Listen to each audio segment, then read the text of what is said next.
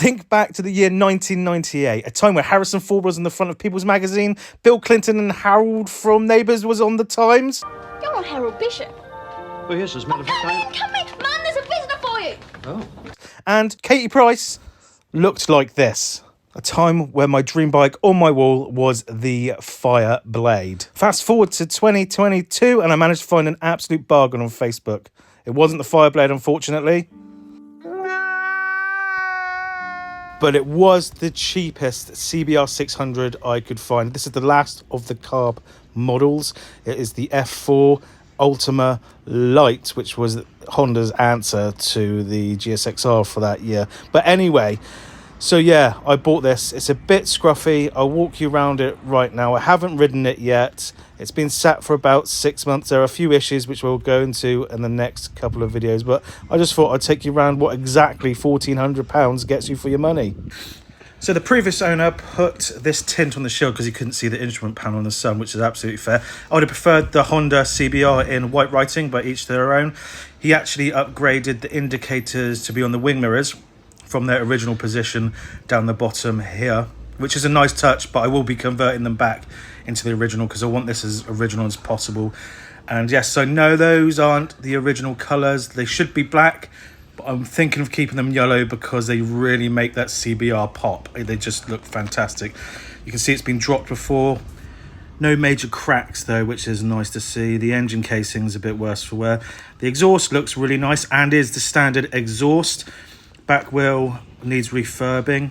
In fact, both wheels need refurbing, but I will, like I said, be staying with the yellow, not going back to the black.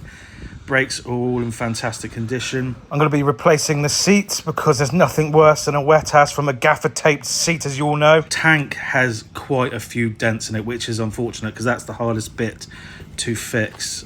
That's going to cost me the most. I don't like these handlebar things at the side. I think they're pointless. I know they were all the rage years ago. I would have loved them back then, but now they're just not for me. The instruments are all in really good condition. This actually came with 2 keys. The dials do have some cracks that let some light out in the night, but dials are easily replaced.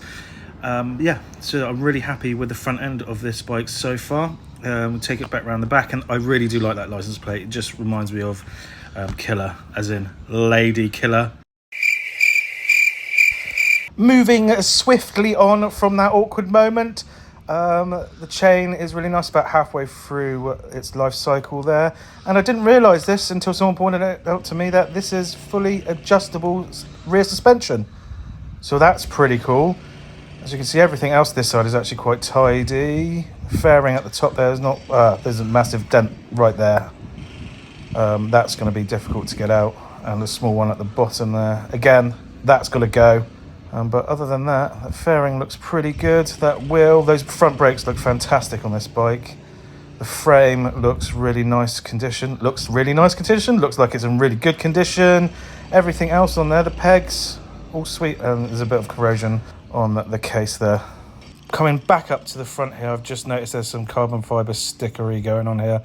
I'm going to try and get rid of that or replace it with a newer bit. I just don't like carbon fibre stickers. I don't know how many I don't know how many miles are on this, so what I'll do is I'll just cut in some footage right now of when I did get a battery in it. 48,000 miles.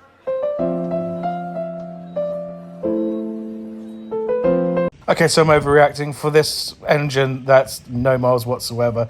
These things have been known to go in the hundreds of thousands of miles. So there you have it. That was the cheapest CBR in my area. £1,400 I spent on this, and I think I got myself a bargain and a future classic. I'm very much looking forward to restoring this. Hey, there it is. Follow the journey of that on here. Me and my mate Ben are going to be restoring this back to full health, and we're going to try and keep it as original as we possibly can because, you know, that's just cricket. So if you like this kind of content, make sure to like, comment and subscribe for more, because there's going to be more bikes, more reviews, more, and just, yeah, please, because I'm lonely. Knock, knock. Who is there? A mirror. I am lonely. Anyway, until the next time.